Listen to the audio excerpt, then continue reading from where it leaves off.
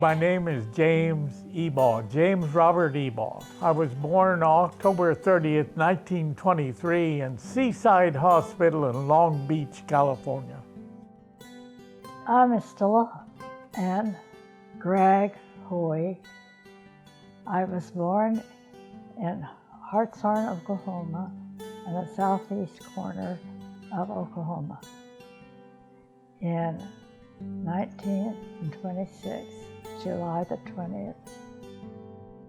My name is Edith Edde, and I was born in Tucumcari, New Mexico in 1928. My name is Betty Kelly. I was born in Manteca, California, August 27th, 1929. My name's Ronald Gurries. I was born here in Gilroy in the old Wheeler Hospital, the original wooden fire trap that's still there. And I was born in 1936. My name is Don Gage. I was born in Gilroy on April 18, 1945.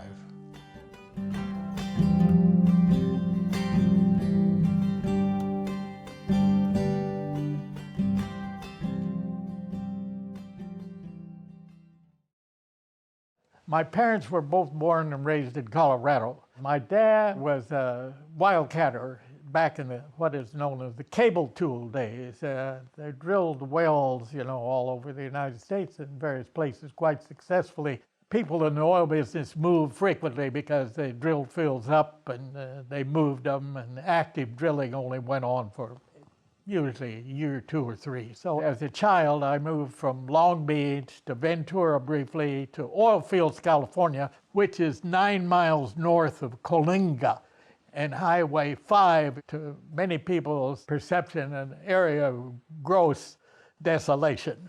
And my mother was not very happy there. We lived in a company camp. The Shell Oil Company supplied the quarters and had a little grocery store, swimming pool, and I went to school there at Oil King School from the 1st grade on to 5th grade when we moved to Bakersfield, which was another oil. My father worked for Shell Oil Company and was able to, by the skin of his ass, so to speak, maintain a job through all this time. These were hard times. They really were hard times. It's a very narrow margin, and I was worried. I was in the 2nd grade, maybe, or the 3rd, and I realized that this was serious. What in the hell were we going to do if we didn't have a place to live and no food?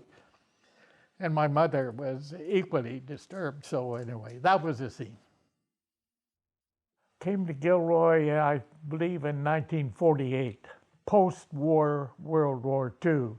Well, I was a young veterinarian, short of money and needing of a community that could use a veterinarian, and someone gave me the hint I might be able to make it in Gilroy, so I looked at Gilroy and brought my wife to Gilroy, and happened to come out of the San Joaquin Valley on a hot day, and Gilroy was moderate, and Miller Avenue was beautiful, and Hecker Pass was beautiful, so we moved to Gilroy. A gentleman by the name of Harold Crow, who eventually lived right in this neighborhood, about 3 houses up the block here, had a nursery there on the southwest corner of Gilroy. Crow's nursery had been here a long time. The community of Gilroy had changed pretty much, so he wasn't able to, selling prune trees and cherry trees and so forth wasn't supporting him. He had a flower shop, and he'd built himself a new flower shop. He owned the whole block there. And his old flower shop was the only roost in town I could find, so I made contact with him, and he was a wonderful gentleman. Help me. And so that's how I got started, what was right on the edge of the Gilroy at that time. 10th and Monterey. There are 30 or so dairies within a 20-mile radius of Gilroy at that time, mostly operated by Azorean Portuguese and others. So the dairy was going, and there were beef, several major beef projects. A lot of this rangeland that we see around here that's been donated to the county and the state and so forth were actually active ranches at that time. And in addition to that, The Great Lucky Hereford Ranch was here, and that was funded by a gentleman that had put together Lucky Logger Brewing Company, so he was ably funded. So that operation was actually evolved to be the second biggest purebred Hereford operation in the United States. It didn't stay that way very long, but it was big and was very helpful in my survival. At that time, I was primarily interested in livestock, let's say, but I knew I needed bread and butter, so I had an office where I could tend to dogs as a kind of a sideline. So for a number of years, I would say about 80% of my time was spent outside, 20% in. That's kind of how the money came in. There was a certain amount of work that I could have lined up as a set project at a given ranch, let's say, and a certain amount would come in emergency, sometime from 4 o'clock in the morning on, depending on when they started to milk and so forth. So I had routine, mostly cattle, some horse, and a few sheep, goats, and other odds and ends.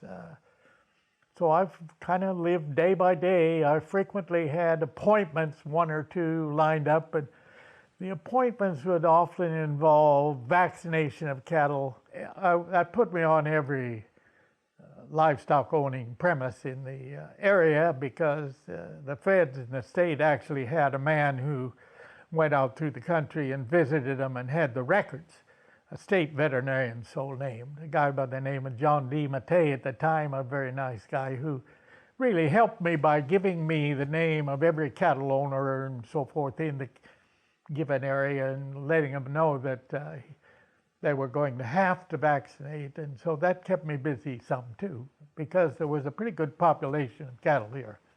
And the dogs, I would point a certain period of time, the small animals, so to speak, to be there and take care of them. Eventually hired a woman to sit in the office and answer the phone. My wife, in the beginning, answered the phone. I left a sign on the door, would return at XYZ, and that's the way I lived. And as time grew on, of course, the practice grew, and about 1955, give it a rough, I had managed to buy a lot where the present Gilroy Veterinary Hospital. I had it built. I bought the lot, squirmed and squealed to get enough money to put it together, and had some very good luck and some very good help from some of my friends.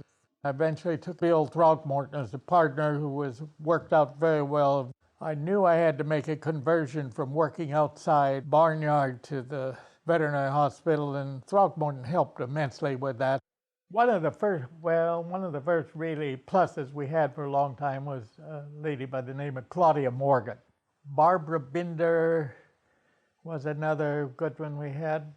Actually, Binder was old-time Gilroy person. Her father was, I think that family had grown up here. Various members of my family helped at various times.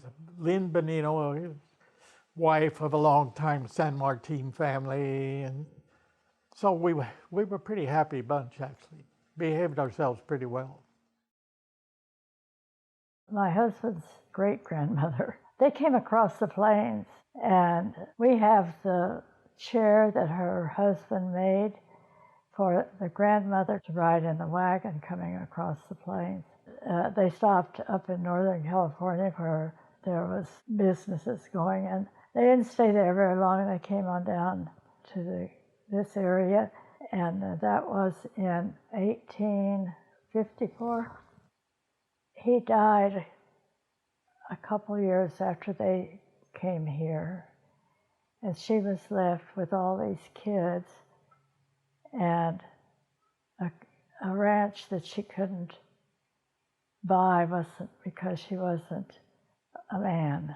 And she worked on that till 1884, and finally was able to buy the land.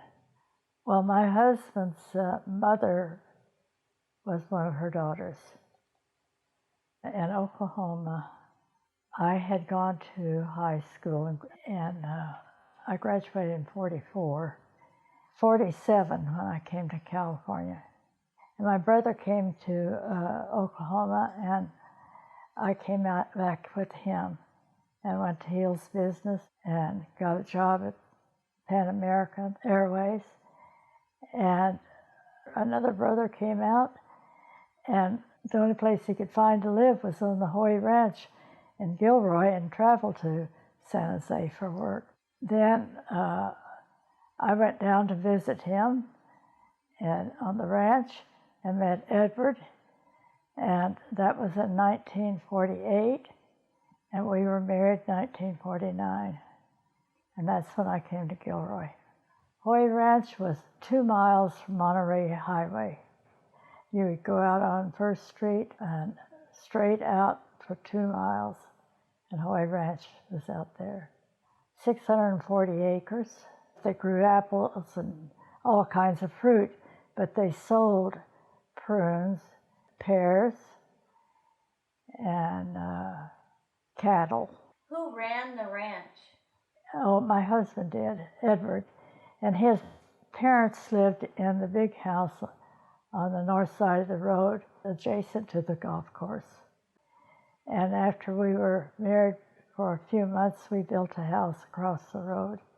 Well, when I went to move there, he was drying prunes on the side of the hill there by the golf course. And the salesman would come and buy. But he joined Sunsweet, took the prunes in town and dried them for a while. And Sunsweet then moved to Northern California, and the prune industry went out. We owned over past where Country Estate is now. That was our property. We sold that acreage to Sig Sanchez. That's where we raised our cattle. We still had some land above the golf course, and we still raised some cattle. Dr. Ebaugh had, he helped Edward, he and Edward were kind of in partners together there for a while. He helped get a group of people to bring the cattle in. And a lot of them were women that rode horses and brought in the cattle to be sold. The first property that we sold was 25 acres to Goldsmith. That was east of the ranch. They had a business there for their seed farm, making the seeds. That's how things have changed on the ranch.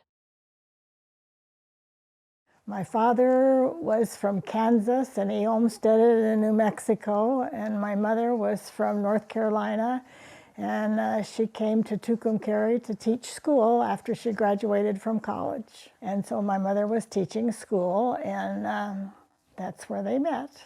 Well, I grew up, and it was a small town. My father was a farmer and a rancher, and during the Depression, he lost everything, and then during the dust storm, he lost the rest of it. So my father did lots of odds and ends of things until he got back on his feet to ranching again. But by the time the war came along, he was back 100% ranching and farming. And but their farm was 30 miles from town, so we lived in town. Our house was on a big block, and we lived on one corner, and then there was an open space, and then another house on the other corner. And across the alley, we had corrals in the back of our house. We always had a milk cow, and we had chickens. But due to the rationing with the war, tires, gasoline, and everything, we moved back to the farm, which was really a jolt because we didn't have all the facilities we had in town, and the school was much smaller. And my mother went back and renewed her credential and taught, and I graduated with the biggest class in 10 years, and there were 7 of us. We lived in an old adobe house that had a basement, and so we played in the basement in the summertime when it was hot, and when the sand was blowing, we were down in the basement, and we had dust storms that were terrible. I went to college, and I met my husband in college, and we were married So he graduated in 1950 from New Mexico State as an engineer, and he worked in several different places, but he was brought to Gilroy with Consolidated Foods to build the mailroom at Gentry.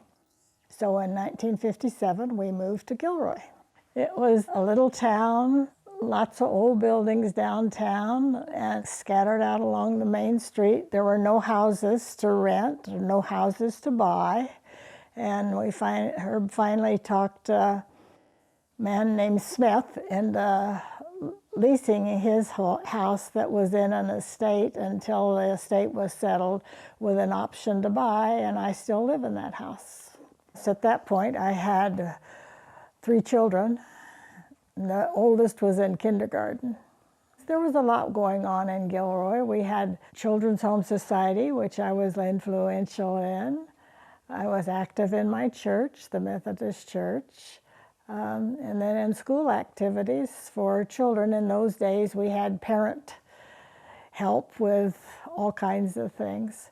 And then, of course, we had some things we had to do with Consolidated Foods as a result of working for Gentry.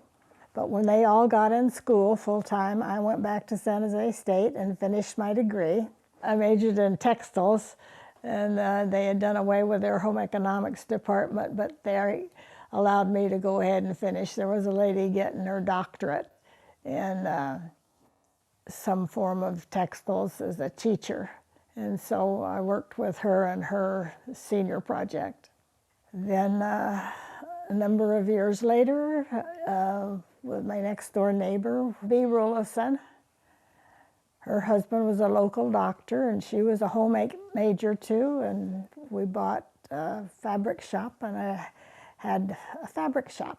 It was on First Street, and just across from that little string of stores that are across from the Catholic school on First Street.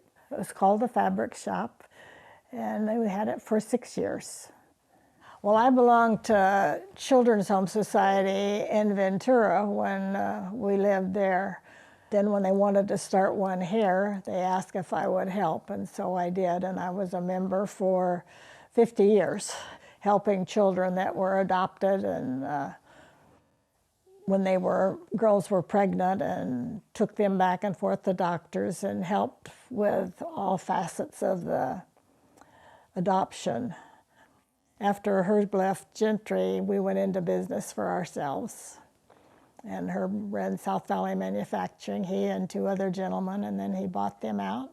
And I bought the fabric shop, and after my kids all got in college, I sold that, and so we both did other things and were more involved with a lot of things in the city. I first was on the Architectural and Site Committee, and the big thing was if the people in business could put these stands out in front of their stores advertising their product. It's still a problem. And then I was on the Library and Culture Commission, and that was when we didn't have very many books a year, but we did a lot to get more books, and then we grew, and finally we went in with the county to have a library, and then they built that beautiful building we have now. And then I was on the Planning Commission, and I served on the City Planning Commission for 2 terms, and then I was appointed to the County Planning Department to represent District 1, which is our district, and I was on that for 2 years. And then I was on the county 20-year plan as a representative from the County Planning Commission once. My grandmother was from Australia, Sydney, Australia. My grandfather was from Missouri. And when she came over with her grandparents, they had wagon train, whatever it was, and that's how she met my grandfather. They married and settled in Gilroy. They had the big ranch that's right now, it's right next to Soap Lake. And They lived there. They had their children. They raised cattle, sheep, and everything else you can think of until my grandfather passed away at the age of 43 at the breakfast table, had a heart attack. So then my grandmother, there was some of the kids still left at home, and she bought the house on Rosanna Street, the big two-story home. My dad was what they called a dragline operator, made the canals that's over there now. And he had to work, it was at Christmas time, and he had to finish one of the canals because it was raining so hard. He became very ill. He could come down with double pneumonia. And they put him in the hospital right across on the French Camp Hospital. And he died there at Christmas time. I was 3 years old and my brother was 5. And my mom was from Gilroy. The Johnson family had 17 children. They lived out on Pacheco Pass. And she was one of the youngest ones. So she sold the house in Manteca and we moved to Gilroy. And I lived there for 62 years at 6th Street. I think it was about 3,500 people then. My mom worked in the laundry. My brother and I went to school.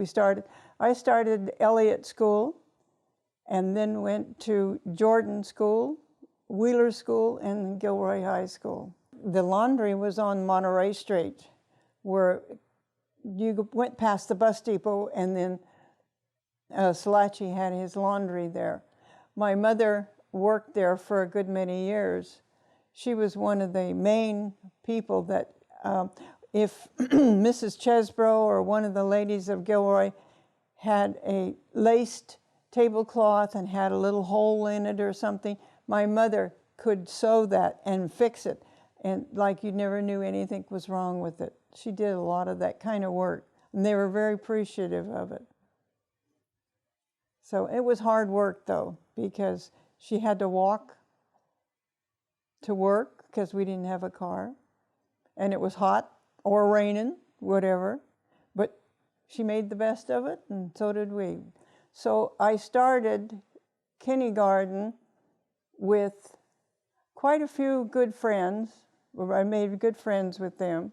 There were 6 of us that were all started school together, 3 boys and 3 girls. And to this day, there's 3 of us left who still have breakfast once a month together. One day I decided I wanted to go home, and Miss Brown told me, she said, "No, you have to stay here at school." She says, "If you don't, I'll put you in the closet." I said, "Okay, that's fine." She put me in the closet, which was a long, like a hallway. So I sat there for a while, and I was looking at all the kids' lunches, and I decided, oh, I'll go through the lunches, see what's in the lunch. I found a big piece of chocolate cake in one of the kids' lunch. I don't know which one it was. I ate the cake. The teacher come in, and here I had chocolate cake on my face and like that. She says, "What have you been doing?" I said, "I went through the lunches, see if there was anything good." I stayed at school. And when I got home, I got a heck also. And I never touched another kid's lunch after that. We had a good life, my brother and I. We got to go fishing, we got to go camping. That's how I started learning to be a fisherman. I loved it, and still do.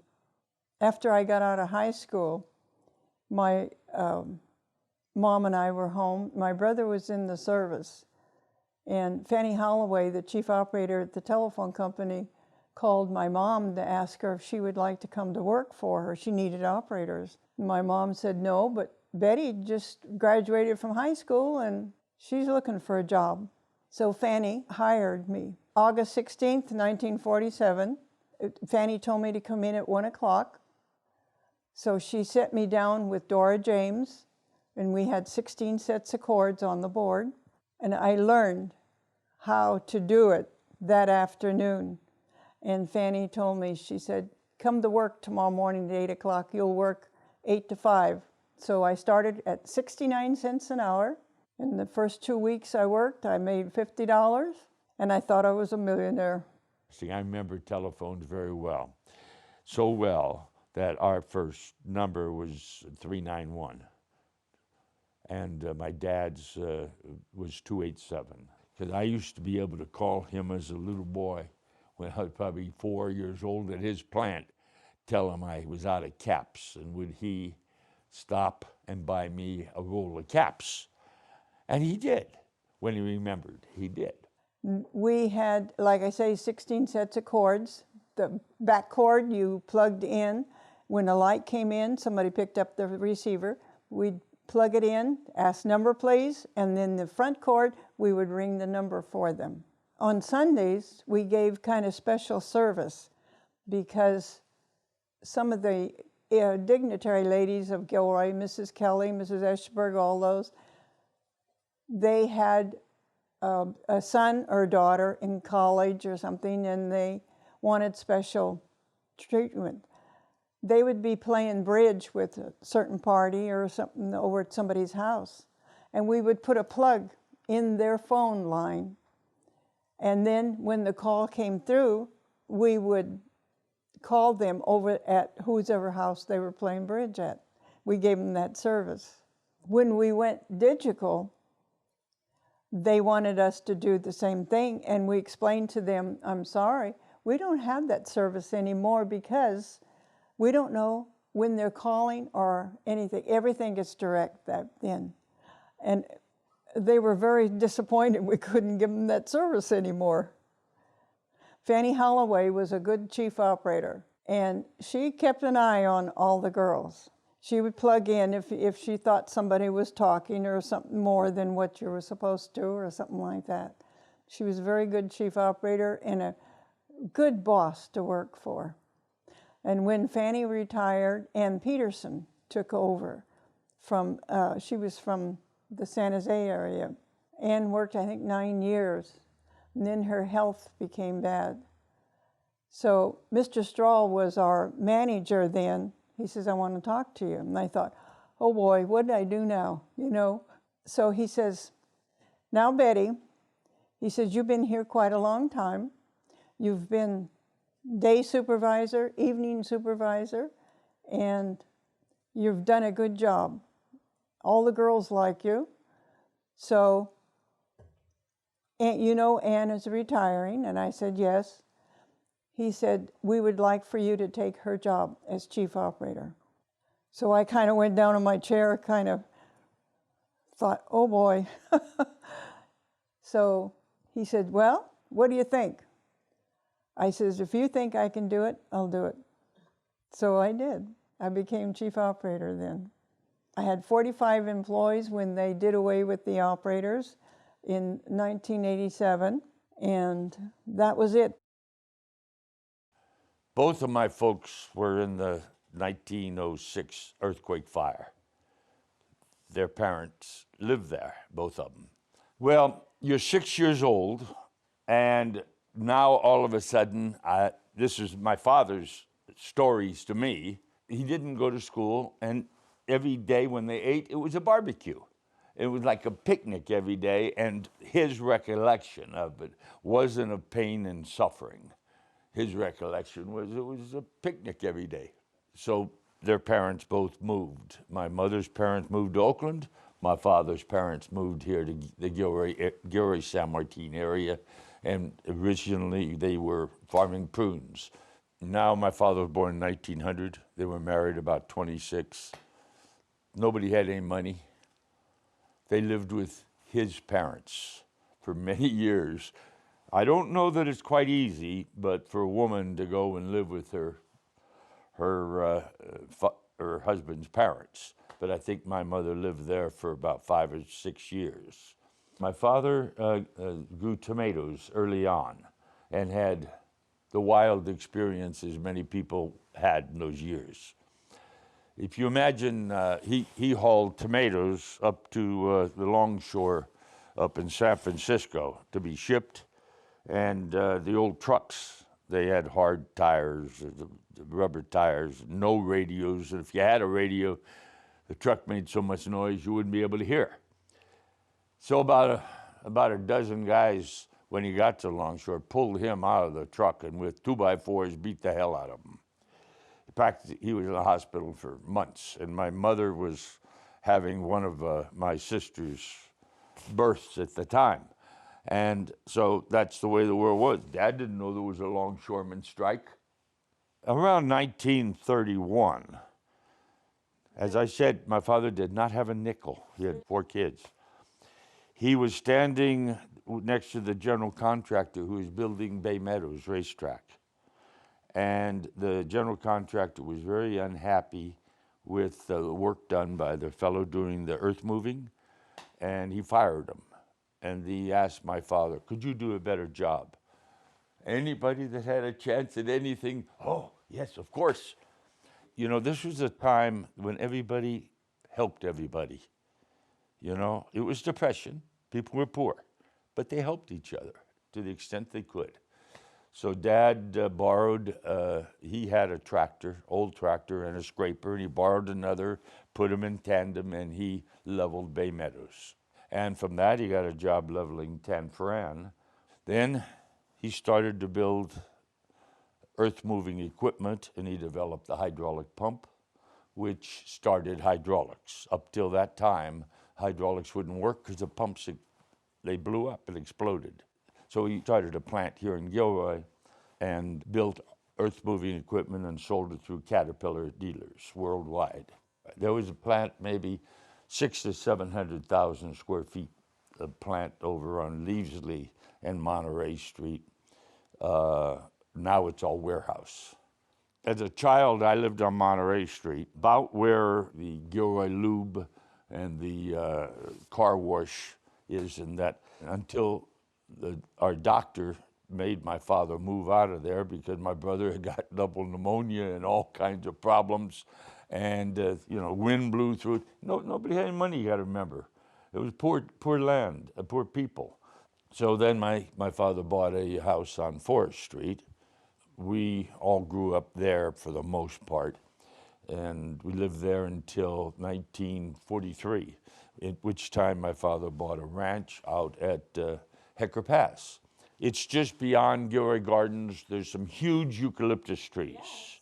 That was our ranch. It was known in those days as the Gurries Ranch. But my father, when he was a young man, used to go out there, and that's where all the horse and buggies and the Model Ts went, and boy met girl, and they had Nickelodeons, and they had this, and they had dancers out there. Our place, and my father saw this whole thing as a 15-year-old, something. He said, someday I want to buy this place. And he did in 43. But at any rate, the name of that whole thing then was the Old Mill Park. And there's a creek in the back of it that today's called Bodfish. That was the Old Mill Creek. And Hecker Pass was known as the Old Mill Road. And when I moved out the ranch, I was like a hermit. You know, my brothers and sisters were away at boarding school. So I was alone with my horse and my dog, you know. But I didn't mind. It was a great life back then, and it was a healthy life. My mother and her family migrated from Italy. So they came here through Ellis Island, and my mother was married to my father, who was killed in the Second World War. He died April 9th in 1945, so 9 days before I was born. And so 5 years later, my mother remarried to my stepfather, Morris McHenry, who was also in the service. My real father met my mother at an induction center, which is off of Monterey, which used to be Jim's Sports Shop, and it was a market, and that's where they met initially.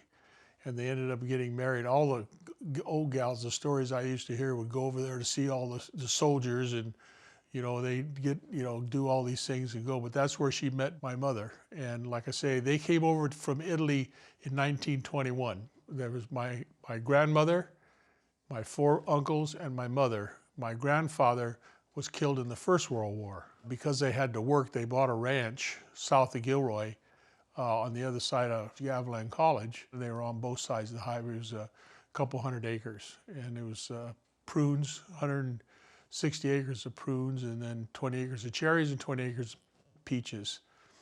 And my mother had to work at the cannery, double shifts to help support the ranch, because when you plant fruit trees, it takes about 6 to 7 years before they start producing. And my mother ended up being a forelady. And I can remember as a 5-year-old kid, I would go over to the cannery. All the women there would give me a dime, a quarter, 50 cents, or whatever, because my mother was a forelady and she was the one that set the position, what position they'd work. And then I go across the street to my cousin, and he had that little a little shop there, a little store there, and I'd buy candy and stuff, and I'd go back home. So it was good life for a kid, I mean, all of us lived in the same house. It was a 2-bedroom house, and my uncles lived there, my mother lived there, my uncles, 2 of them got married, their wives were there until finally they had their own homes, and then they moved out. They used to do all their cooking outside. They had a big oven, cement oven, where they made their bread. Everybody in those days did things together to survive.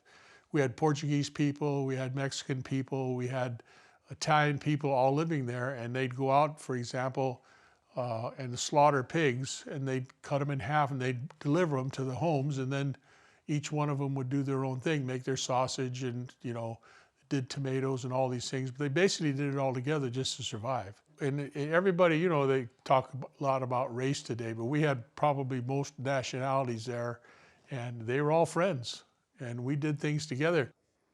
I went to San Jose to find a job because there really wasn't, other than the labor, the agricultural kind of jobs, but I needed something to sustain more than that. I saw this sign said IBM hiring. I didn't even know what IBM meant. But I pulled in there and they hired me, and 2 weeks later I was working there. So I worked from 67 and I retired in 97. My political life started in 81. Well, I was kind of upset with the city. First house I bought was on the west side over there, and I was just building a little patio cover. And 3 redwood posts in the ground attached to the roof. So I went down to the city, I wanted to do it right. And they say, well, you got to have a drawing of what you're doing. And I said, what do you mean, an architectural drawing? Yeah, well, I said, this thing is a $300 job. I'm going to spend $5,000 on an architect. Well, just draw it up. So I did that. So I put the poles in, I put the braces in, I put the plywood on top, and then I was going to put tin on top to soften the noise. So they came and said, well, you can't, when you put the top in, you got to make sure, leave it open so I can see the nails are every 6 inches. And then the same thing, I want to know that the posts are down 3 feet so you can't fill the holes in, but they don't work on Saturday and Sunday. So, I said, I got to take days off for you to come and look and see. I'm building this for myself. I don't want it to fall down. So it's probably a hell of a lot more solid than anything else. So I decided, look, if you want to change something, you got to get involved. I ran for city council, and I served as a councilman for 10 years. I was elected 3 times. And then in 1991, I ran for mayor, and I was elected to that. And then in 1997, the position, Mike Honda, that was in there, that was District 1, which is all of Gilroy, and it goes into Los Gatos and so forth. So I was pretty busy doing that. Well, when I termed out there after 14 years, I went to the water district because I really wanted to find out about water. And I heard a lot of these stories about things not getting done, and as coming from a farming family, that's, you got to do that. So I stayed there for 2 years, and I learned all about it. I got them to put down in writing all of the meetings and all the things that they do. So when somebody else comes along that's new, you can give them the book and they can find out the history, because that's probably the biggest thing when you're in politics, is because you're rotating out, nobody has longevity. I'd worked on the ranch since I was 8 years old, and it's just part of the family thing. Never had a summer because I'd go out there after school shut down. I'd go there, that was the cherries, and my job was to carry the buckets, the empties, and pick up the full ones and then sort and nail them together. And then when that was done, the peaches came. Then I was out on the 101 selling, because everybody canned in those days. And then the prunes started. And in those days, depending on the prunes, they didn't start school until the prunes were over. One year it was October. So I started, when I got out of school till I ended the school, they wrote my mother a check for $100 for all that. This is 7 days a week, 10 hours a day. By the time I was 10, I was doing a full man's job. I was lifting 40-pound boxes of prunes all day long and dipping them and putting them on the truck and stuff. And she'd use that to buy my school clothes, because, you know, things were tight. Well, I lived on a farm, so I was picking prunes. And boy, that was lonesome. I wanted to pay my sister once when I was 7 just to come out and talk to me. Well, my father had a kind of a perverse attitude that there wasn't such a thing as an allowance or handing out kid money. So I learned early on that I was greedier than most. I loved to hunt and fish, and to hunt you have to buy shotgun shells and 22 shells, and to fish you have to buy equipment, and he didn't give me the money, so I did oddball things like I had a route of Saturday Evening Post early on, about the 6th grade maybe, and then I mowed the neighbors' lawns and things like that, and I mowed them on a regular basis, and several of them pretty good to me. So. And then, of course, I did things like gardening, and I built prune boxes. And by the time I was 12 years old, my dad, government rules were strange. IRS did not like it if you lost money, and we always lost money out there. So Dad wanted me to chop off all the trees. So with an axe at 12, I learned how to use an axe, and I chopped out about 1,500 trees with an axe, and my shoes all had axe cut marks all over the place. I don't know what my mother thought about, but it ruined my golf game. The neighbor lady up the street had a little boy, and she worked, and I made 50 cents a day babysitting. But that got pretty tiresome, because I got tired of changing his diaper and everything, so I quit that job. But I mowed lawns for the neighbors also. On the farm, you do everything that needs to be done, and you do what you're told to do. You learn to do a lot of things. We always had a garden, and we worked in the garden. We always milked cows. I never did milk cows, but I did wash the separator when they separated the cream. We had chickens. I gathered eggs. We fed all the animals when we were asked to, and it was just strictly a family farm. My brother worked for a lady that had a little variety store across the street. And she paid my brother 15 cents an hour to dust, to straighten things up in the store. And every time he'd save a little bit of money, he'd tell me, "Come on, Betty." He says, "Let's go to the moo cow. I'll treat you to a milkshake." We used to get, in the big tin can, we used to get 2.5 of those of a milkshake. So my brother and I would split it, and it was 25 cents. The complaint as years went on, there's nothing to do in Gilroy, but there was a lot.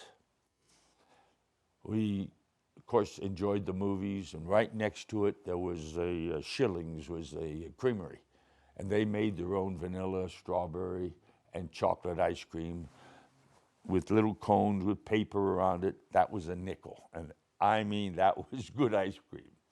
And so for a quarter you could go to the movies, buy all the candy you wanted, and get into the movies. Well, we didn't have a car. We did a lot of things at home. Every Friday night we would skate, roller skate. We had some of the kids in the neighborhood that liked to skate, and we'd all have a train. And there wasn't too many houses then, so we could skate up and down the sidewalk and even in the street. We had a roller skating rink there was an empty field in which they built an outdoor roller skating rink with wood floors, and you rented the skates, and we had a good time. I don't know if they ever made any money, but we enjoyed that. When the children were small, we did a lot of boating. They were all loved to swim, and we went to Coyote Lake and to Anderson and to a number of other lakes. And my kids all water skied, and so did their parents. The children loved to fish, and they went with their father a lot. I was not too great a fisherman, but I knew what it was all about. So we went to the hot springs. We used to go with friends up there or cousins or something like that and swim in the old swimming hole. That's where I learned how to swim. I learned how to swim underwater before on top, because I was the youngest of 5 children, and my brothers were 9 and 10 years older than me, so I jumped off the diving board, and if they didn't hate me too much before I went down for the last time, they'd pull me up by the hair. Oh yes, I have been to the hot springs, probably a couple of times. And the hotel was beautiful and the swimming pool, but the springs were not open. The hot springs was quite a place back then, and my father used to take us there quite often. Early on, things like dare base and hide and seek and the likes of that, played soccer. We would make kites and fly kites. We would take tin cans and mash them down, put them on our shoes, and walk around with that. When my mother remarried the second time, we moved over to Doughty Street, 4th and Doughty. And all the kids there, we used to get these Coke cans, smash them up, and then on our bicycles with a stick, and like polo, you know, we do that. Or we go out and have tomato fights at the creek, or the lot right on the corner was vacant for a long time. And so in the wintertime, the weeds would get up, and we pull the dirt clods out, and we'd have these dirt clod fights. A lot of kids, even though there was 2,500 in town. I don't know where they all came from, but we had a good time then. We entertained ourselves. We did a lot of that. You grow up in a little town, and it gets to be a big town. So there were a lot of growing pains. And we had, when new companies would want to come to town, and big companies want to come to town, and lots more people came to town, and the land started being developed until there were homes, and they were building when we moved to town. Well, a lot of traffic. A lot of traffic. If the old-timers could come back now and see the traffic in Gilroy. In those days, early, we had a bunch of hard-working people. Really, they knew and they appreciated. They appreciated their neighbors. They appreciated the help they got from each other. Today, I think we're a little bit take everything for granted, and we have too much. The younger kids, I would give them advice of slowing down, live a good life. Don't be in such a hurry all the time. Find something you want to, that you enjoy doing, because life can be long, and you need to be happy where you are, and to enjoy your work is a blessing. You know, when you get older, you totally realize that this life is so brief, it's not funny. Not funny. So the best advice I can really give to myself too is live this life in preparation, then hope for the next one. That's what's really important. I lived in my generation, and there was a lot transpired. I grew up in war, and then very happy time of expanding and entirely different childhood than they do now, but these kids are going to have to live with it. They're the ones that are going to have to make the laws and be the ones that make the place they want to live in. And it's do the best you can with what you know and what you want it to be like. Expect change, I guess, would be the one thing. be prepared for change. It's been underway. That's one thing I could remember. Everything keeps changing, and what's good enough today may not be good enough tomorrow. And without a good education and a specialty and devotion to time and effort, you may get pinched. And I tell these young kids, and I talk to them all the time, because I used to go to the schools all the time and talk to them. I said, look, from here down here, you're worth $10 an hour. From here up to here, it's unlimited. So you want to go to school. The birds are singing. Are they listening to the birds or looking around or anything, looking at flowers or something? No, they're on the phone, and that's all they know. Come on, enjoy life. You're going to get old pretty soon, and enjoy it.